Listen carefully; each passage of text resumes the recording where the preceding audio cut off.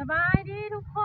นวันนี้เราพามาบ้านทาโพอีกแล้วเด้อทุกคนเด้อจังมื้อนั้นสมุนพามารอตลาดเนาะทุกคนเนาะแล้วมื้อนี้ก็เลยถือโอกาสพามารอบ้านของเพิ่นเดี๋ยวเราไปเบิ่งน้ำกันเลยทุกคนว่าหมู่บ้านของเพิ่นจะเป็นแบบไหนเนาะไปทุกคนเราไปเบิ่งกันเลย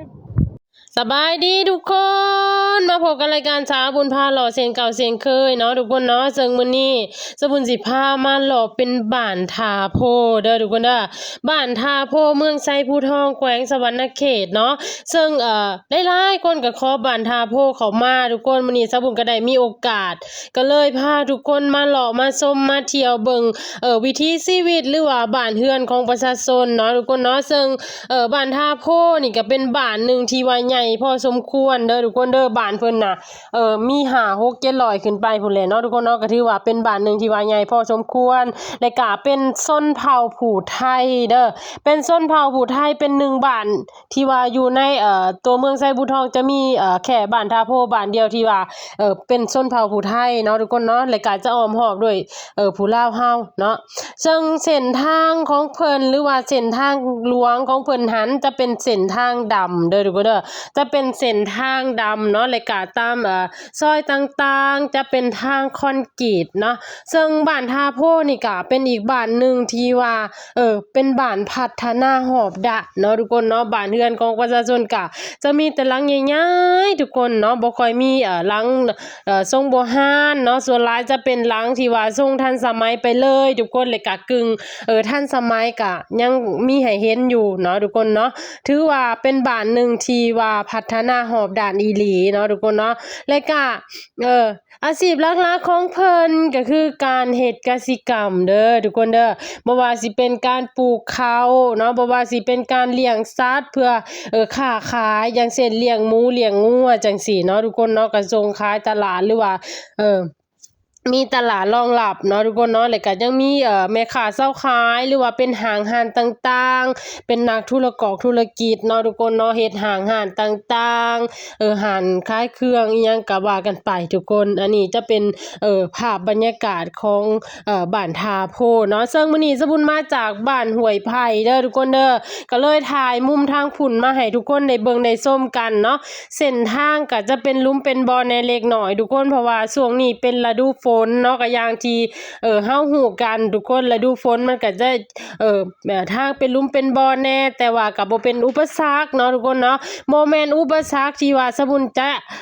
พาเลาะพาเที่ยวทุกคนต่อให้ฝนสิตกทางเป็นหลุมเป็นบ่อแดดสิออกอีหยังก็แล้วแต่สบุญก็สามารถพาทุกคนไปเลาะไปเที่ยวได้คือเก่าเนาะทุกคนเนาะเฮาก็สิพามาเบิ่งโซนทางพี่ทุกคนเนาะเขามาเบิ่งโซนทางพี่จะรอแต่ถนนใหญ่เด้อทุกคนเด้อจะบ่ได้เข้าตามซอยต่างๆเนาะเพราะว่าบ้านของเพิ่นหันเป็นบ้านใหญ่ทุกคนนี่ก็ใช้เวลาไป14นาทีเนาะถ้าว่าสบุญเข้าไปตามซอยต่างๆเนี่ยสบุญคิดว่ามีฮอด1ชั่วโมงเนาะแต่ว่าอันนี้จะรอแต่ทางหลวงหรือว่ารอแต่ทางกลางบ้านไปเลยทุกคนเนาะก็จะพาทุกคนได้เบิ่งได้ชมกันก็มีอ้ายหลายๆคนที่ว่าเพิ่นไปทำงานอยู่ต่างประเทศทุกคนปี10ปีบ่ได้กลับมาบ้านเพิ่นก็คอมเมนต์เข้ามาว่าสบุญไปรอให้ข้อยเบิ่งแหน่บ้านเกิดข้อยบ่มีโอกาสได้มาเนาะทุกคนเนาะสบุญก็เลยว่าโอเคเนาะสบุญก็เลยกลับมารอให้เบิ่งอีกเทื่อนึงทุกคนถือว่าบ้านทาโพนี่ก็เป็นบ้านใหญ่เนาะเป็นบ้านใหญ่ก็สิได้รอแต่โซนกลางบ้านก็ว่าสั่นไปเนาะสิได้รอแต่โซนกลางบ้านทุกคนสองข้างทางก็สิเต็มไปด้วยเขาของประชาชนเด้อทุกคนเด้อเขาบ่ว่าสิไปทางใดแล้วดูนี่คือจะพอเขาหรือว่าพอเขาหน้าปีเนาะทุกคนเนาะจะเป็นเขาหน้าปีเพราะว่าประชาชนลาวเฮา90%ก็คือเฮ็ดกสิกรรมทุกคนบ่ว่าสิทุกข์สิยากบ่ว่าสิหังสิมีทุกคนมีหน้าเป็นของตัวเองทุกคนมีเรือนของตัวเองเนาะบ่ว่าสิหลังน้อยหลังใหญ่แต่ก็เป็นเรือนของตัวเองก็ถือว่าสิว่าอันนั้นก็ได้เนาะทุกคนเนาะต่อให้เฮาสิบ่มีเวียกเฮ็ดงานทำเฮาก็สามารถอยู่ได้เนาะคนลาวนี่ดีอีกอย่างหนึ่งได้สะบุญว่าเนาะต่อให้เฮาสิบ่มีเวียกประจำเนาะต่อให้สิว่าฝนตกเฮาก็ พ้นตกแห้งไปเวียกไปงานบ่ได้เฮาก็ยังมีข้าวมีน้ำกินทุกคนเนาะสมมุติว่าเป็นข้อดีของคนลาวเฮาได้เนาะแล้วก็คนลาวเฮามีเรือนเป็นของตัวเองแบบสิก็บ่ได้เซาบ่ได้เข้าบ่ได้เซาเนาะเพื่อนบ่ได้เซาเข้าบ่ได้ซื้อเป็นอีหยังที่ว่าประเสริฐที่สุดในการใช้ชีวิตแล้วเนาะทุกคนเนาะต่อให้เฮาสิทุกเงินทุกค่ำก็แล้วแต่ว่าเฮาบ่ได้ทุกกายทุกใจเนาะเฮาก็ยังมีความสุขกับการใช้ชีวิตไปแต่ละวันสมมุติว่าเป็นอีหยังที่โอ้ดีแล้วเนาะทุกคนเนาะหลายๆคนหันก็น้อยใจที่ได้เกิดเป็นคนลาวสมมุติอยากบอกว่าบ่ต้องน้อยใจที่ได้เกิดเป็นคนลาวเนาะคนลาวเฮานี่มีความสุขกว่าประเทศอื่นๆแล้วทุกคนเห็นบ่เนาะบ่ว่าสิเป็นงานต่างๆคนลาวเฮาก็คือมีการม่วนการซืนการสังสรรค์กันเข้าก็บ่ได้ซื้อเนาะทุกคนเนาะเฮ็ดกินเองมีข้าวในเหล้าอาหารการกินเฮาก็เพียงถือกระตาข้าวปลานี่ก็ได้เฮ็ดเลยได้ทุกคนได้หน่อไม้เลยได้เนาะแล้วก็ยังมีสัตว์ปูสัตว์หน้าสัตว์ปูสัตว์ปลาอีกเนาะอาหารการกินนี่ก็คือสามารถหาได้ฉะนั้นสมมุติจึงว่าการที่เฮาเป็นคนลาวนี่จงภูมิใจในความเป็นลาวเนาะทุกคนเนาะคนลาวก็คือแบบว่าบ่ได้จำเป็นอีหยังเกินหั่นนะเนาะทุกคนเนาะต่อให้เฮาบ่มีเวียกเฮ็ดงานทำเฮาก็สามารถมีข้าวมีน้ำกินได้อันนี้เฮาจะเข้ามาอีกจะขับผ้ารอแต่โซนทางนี้เด้อทุกคนเด้อจะพาเขาซอยหนึ่งเนาะซอยทางนี้ก็คือจะเป็นบ้านของเพิ่นที่มันใหญ่ออกมาจากหมู่บ้านลักเนาะก็จะมีแต่เฮือนหลังใหญ่ๆทุกคนเนาะจะมีแต่เฮือนหลังใหญ่ๆแล้วก็เบิ่งอย่างหนึงก็คล้ายๆกับเอ่อคฤหาสน์ย่อมๆก็ว่าได้เนาะทุกคนเนาะเฮือนซ่านบ้านซองของเพิ่นก็คือมีแต่หลังใหญ่ๆแต่หลายคนจื้อบ่ที่สบุญเอาลงเมื่อก่อนเป็นสบุญเลาะตลาดเนาะแล้วสบุญเอาลงมีอ้ายคนนึงแล้วเขามาคอมเมนต์ว่าบ่ต้องไปเว้าเกี่ยวกับบ้านเฮือนของเขาเจ้าเด้อก็คือให้สบุญเว้าไปทางอื่นเนาะมันเว้าบ่ได้ทุกคนเพราะว่าเฮาเห็นอยู่ในตาเนาะเฮาเห็นเฮาเป็นครีเอเตอร์หั่นนะเนาะทุกคนเฮาเป็นครีเอเตอร์เฮาได้ถ่ายไปเฮาก็ต้องได้พากไป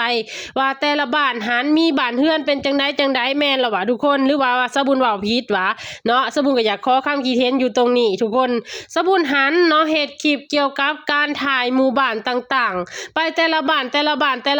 ละที่สบุญก็จะพากให้ว่าบ้านเฮือนของประชาชนเป็นจังซั่นเด้อบ้านเฮือนของประชาชนเป็นจังซี่เด้อแล้วอ้ายเรามาบอกว่าอย่าไปเว้าเกี่ยวกับบ้านเฮือนของเขาเด้อแล้วสิให้สบุญเว้าจังใดเนาะอันนี้สบุญอยากถามหลายๆคนสำหรับใครที่เข้ามาเบิ่งคลิปช่องสบุญน่ะคอมเมนต์ให้สบุญในเด้อว่าให้สบุญพากว่าจังใดเนาะเพราะว่าสบุญเฮ็ดคลิปเกี่ยวกับบ้านเฮือนของประชาชนเกี่ยวกับวิถีชีวิตเกี่ยวกับการเป็นอยู่ฉะนั้นสบุญจำเป็นจะต้องได้พากว่าบ้านนี้มีเฮือนเป็นแบบนั้นเด้อบ้านนี้มีเฮือนเป็นแบบนี้เด้อเนาะสบุญจำเป็นต้องได้พากเพราะว่าสบุญเฮ็ดคลิปด้านนี้ทุกคนฉะนั้นหั่นนะเนาะอยากให้เข้าใจกันเด้ออยากให้เข้าใจกันว่า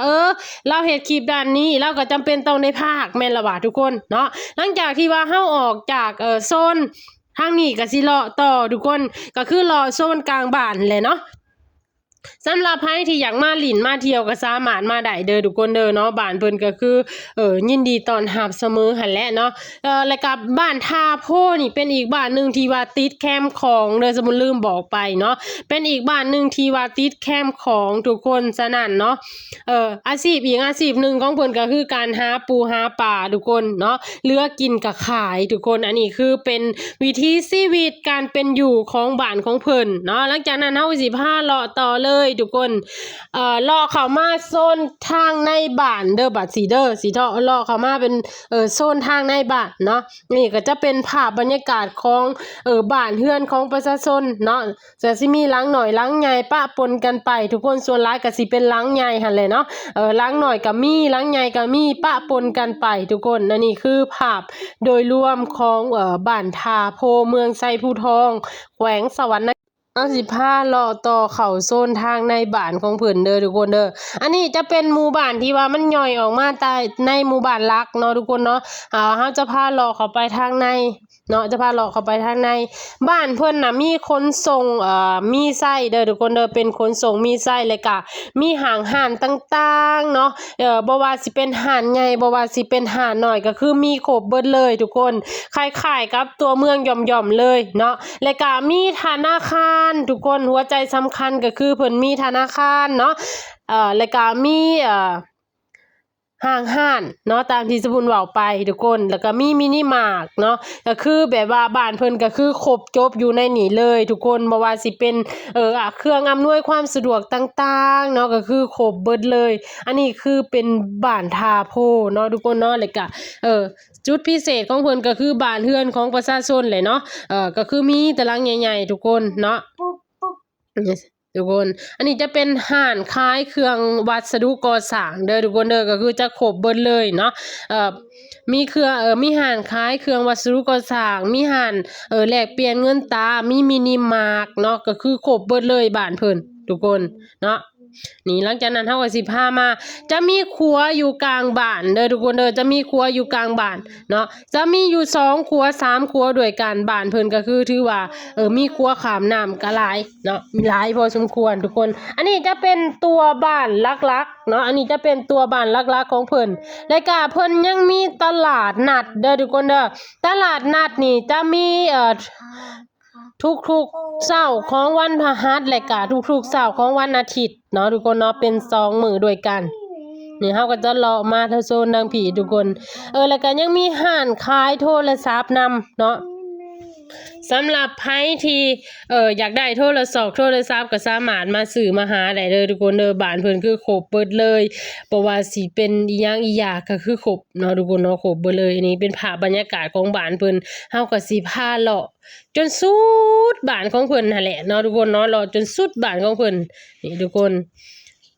เนาะจะบ่ได้พาเขาไปเบิ่งวัดเด้อทุกคนเด้อจะบ่ได้พาเขาเบิ่งวัดเซิงบ้านของเพิ่นนี่มีอยู่2วัดด้วยกันก็คือมีวัดบ้านแล้วก็มีวัดป่าเนาะทุกคนเนาะมันบ่งบอกถึงว่าบ้านเพิ่นหันเนาะมีความศรัทธาในพระพุทธศาสนาสูงเนาะมีความศรัทธาในพระพุทธศาสนาถือว่าสูงเลยแหละเนาะเพิ่นสามารถบริหารได้หรือว่าสามารถมีวัดได้ถึง2วัดด้วยกันเพิ่นสามารถบริหารผู้คนในหมู่บ้านเพิ่นได้เนาะทุกคนเนาะก็ถือว่าการนำของเพิ่นก็มีความเข้มแข็งมีความสามัคคีเนาะมาโซนทางพี่จะเป็นห้านเกี่ยวกับเป็นห้านเวียดเนาะทุกคนเนาะเป็นห้านของพี่น้องชาวเวียดนามที่ว่าเพิ่นมาตั้งห้านค้าขายอยู่ในลาวก็ถือว่าบ้านดาโพนี่ก็มีหลายห้านพอสมควรเนาะตอนแรกของทุกๆมื้อเพิ่นก็จะมีตลาดนัดน้อยเนาะทุกคนเนาะตลาดนัดน้อยที่ว่าประชาชนในบ้านของเพิ่นเองเนาะบ่ว่าสิเป็นอาหารการกินอีหยังก็แล้วแต่ทุกคนเพิ่นก็จะเอามาวางขายเนาะจะเอามาวางขายบ่ว่าสิเป็นหอยเป็นผักเป็นปูเป็นปลาก็สิมีครบเบิดเลยเนาะทุกคนเนาะนี่เฮาก็สิรอมาออกมาโซนทางผีแหละเนาะผู้ค่อยเห็นไกลๆหันจะเป็นวัดของเพิ่นทุกคนแล้วก็จังมีห้านขายเกี่ยวกับ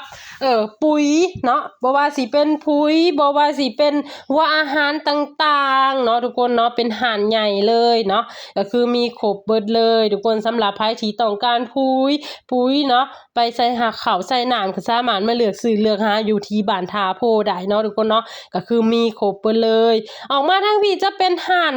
ของพี่น้องเวียดนามอีกแล้วเนาะทุกคนเนาะขายเกี่ยวกับอุปกรณ์ต่างๆอุปกรณ์บริโภคอุปโภคอีหยังว่ากันไปเนาะทุกคนเนาะ